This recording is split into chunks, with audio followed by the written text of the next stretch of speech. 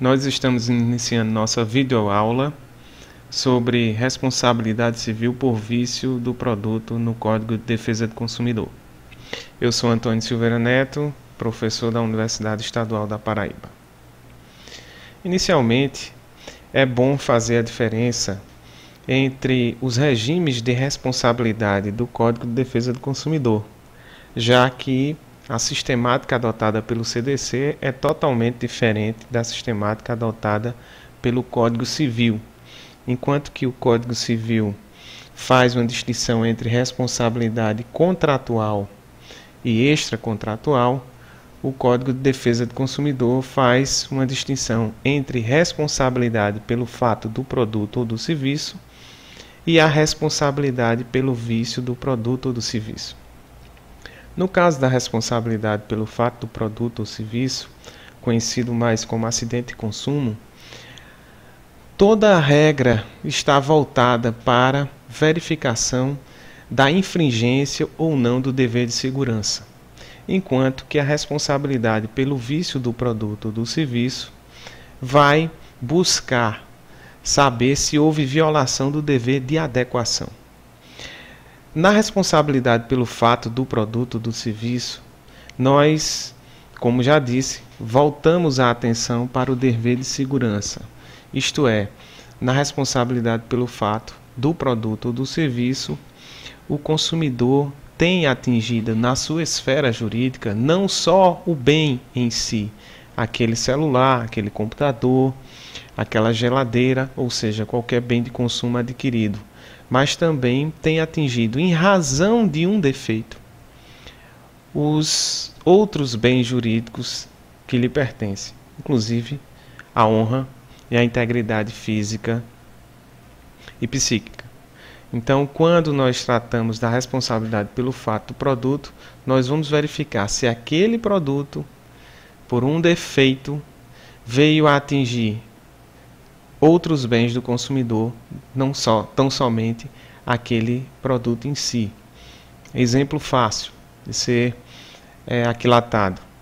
Nós adquirimos um liquidificador. Esse liquidificador apresenta um defeito na sua hélice que vem no manuseio a cortar o braço ou até o dedo do consumidor. Isso faz com que nós tenhamos aí um dano maior do que aquele dano do produto em si. Então isso é que se caracteriza como defeito no Código de Defesa do Consumidor e vai ter um tratamento através da responsabilidade pelo fato do produto ou do serviço. Enquanto o vício não se coaduna na sistemática do Código de Defesa com o defeito. O vício, na verdade, é a violação do dever de adequação. Ou seja, a adequação deve ser entendida como a qualidade do produto que deve assegurar o uso da coisa aos fins legitimamente que dele se espera. Então, quando nós estamos a falar de vício do produto, nós estamos procurando saber se aquele produto atingiu as finalidades a que ele se destina, aos propósitos a que ele se destina. No caso aqui, não se está a violar outros direitos ou outros bens do consumidor, mas o bem em si é adquirido. Então, o vício não extrapola as fronteiras do bem, não transcende o próprio bem. Então, o dano se restringe àquele produto ou àquele serviço, através da verificação de quê? Do dever de adequação. Então, no Código de Defesa do Consumidor é muito importante verificar para o fato do produto o dever de segurança, observar se houve infração ao dever de segurança, caracterizando assim o ilícito. E, no caso do vício do produto ou do serviço, verificar se houve a violação do dever de adequação. É importante verificar também que o vício do produto leva a um inadimplemento do fornecedor, mas esse inadimplemento é considerado inadimplemento relativo, ou seja, ele não é absoluto. Por quê? Porque o fornecedor entregou o produto ou serviço ao consumidor e houve uma inadequação naquilo que ele ofereceu, que ele prometeu enquanto qualidade que o bem apresentava, funcionalidades, características do bem e a verdadeira realidade que o bem apresenta. No caso do não cumprimento, que é o inadimplemento absoluto, não estamos a falar de responsabilidade pelo vício do produto. É o que diz o Superior Tribunal de Justiça. Nós temos aí uma jurisprudência da ministra Nancy Andrighi que trata do vício do produto ou serviço, no caso de ingressos que foram vendidos dentro do pacote turístico para a Copa de 98. No caso, a ministra, através desse recurso especial, que vocês podem ler na videoaula, diz que o inadimplemento, no caso, foi absoluto, portanto, se aplica às regras do direito civil e do próprio Código no que diz respeito à execução do contrato. E não se aplica o artigo 26, inciso 1º do Código de Defesa do Consumidor, que trata da decadência nos casos de vício do serviço ou do produto, né? É muito importante que o prazo decadencial aqui é de apenas 30 dias. E o STJ afastou essa possibilidade ao dizer que o inadimplemento absoluto não se aplica às regras do artigo 26 ao inadimplemento absoluto. É importante fazer uma diferenciação entre vícios no Código de Defesa do Consumidor e vícios no Código Civil. O Código Civil apenas trata dos vícios redibitórios, isto é, os vícios ocultos, que não permitam a imediata percepção do consumidor por meio de uma diligência normal no momento da celebração do contrato. É o artigo 441 do Código Civil.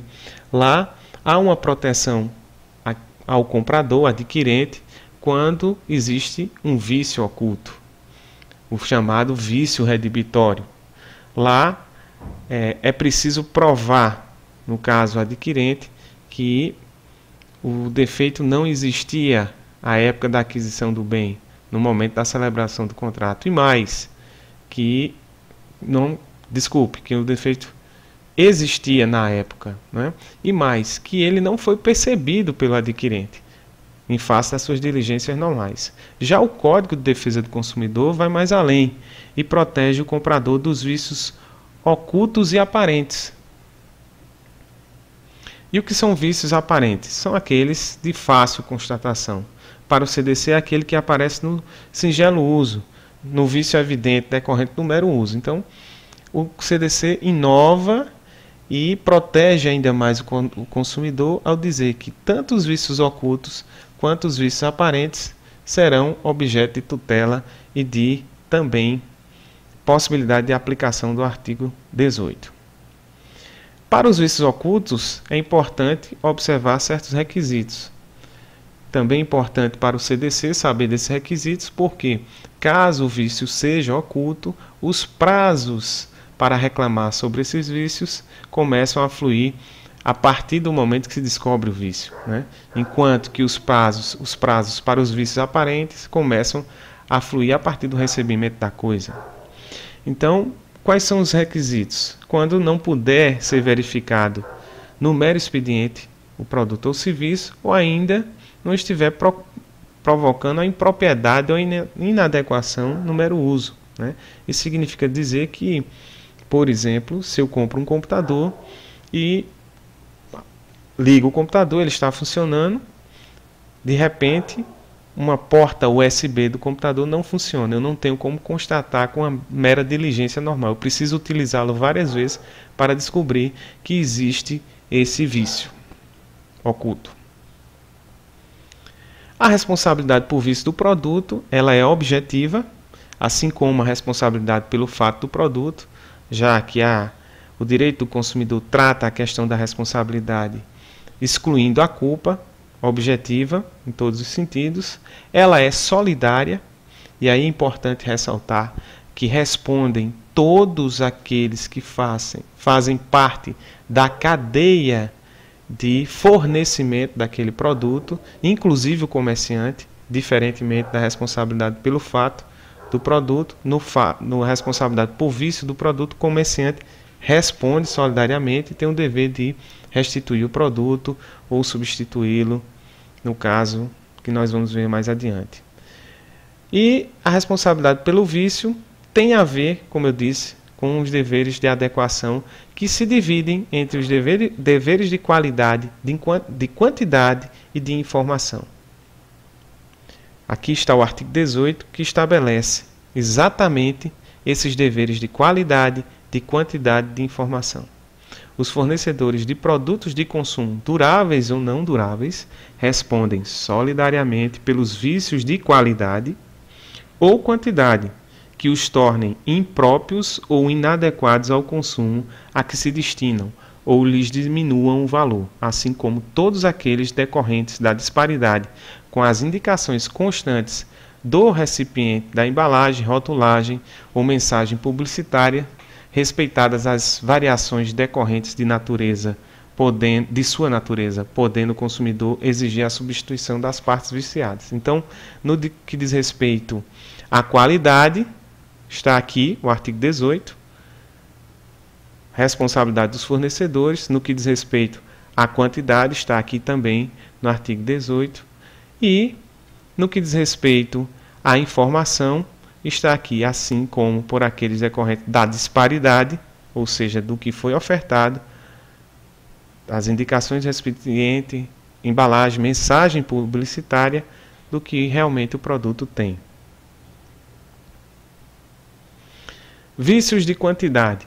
O artigo 19 vai especificar o que seriam os vícios de quantidade e também dizer a responsabilidade do fornecedor perante os vícios de quantidade e perante o consumidor. Os fornecedores respondem solidariamente pelos vícios de quantidade do produto, sempre que, respeitadas as variações decorrentes de sua natureza, seu conteúdo líquido for inferior às indicações constantes do recipiente, da embalagem, rotulagem ou mensagem publicitária.